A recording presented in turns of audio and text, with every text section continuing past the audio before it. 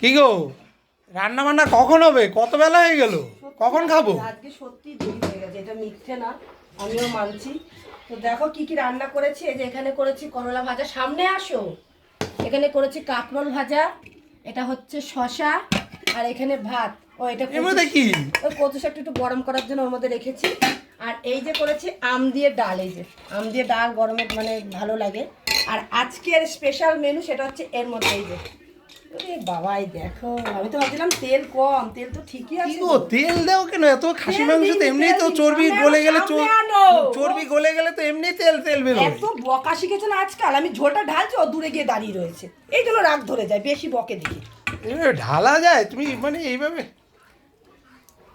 এই হচ্ছে মাংস, দেখো মাংসটা কিন্তু আমি আরেকটু গাঢ় করতে চেয়েছিলাম, তো যাই হোক পাতলা হয়ে গেছে। এই দেখো আজকে মাংসের পিসগুলো বড় বড় এনেছে, কালকে বুনুটা আসলো মাংস করে রান্না আমি তো করতে ওর পারবো না। জন্য ভেবেছিলাম কি আরে গোপা যাই মনে হয় হোক, মাংসটা আজকে কেমন আসবে, হয়েছে তাই বলো। আজকে আসবে। ওরে বাবা, আমারে কথাই বলতে দিচ্ছি না, কি বকছে রে ভাই? আরে আমি নাও তো নাও নাও। বলবো। আচ্ছা তুমি বলো, তুমি বলো, তুমি বলো। আর বলবো না, বল তুমি বলো, আমার আর বলার মুড নেই, যাও। মন নেই? তাহলে রেখে দেবো। আর কি এইগুলো কি? এগুলো কি? এই খোলো, এগুলো খোলো নাকি?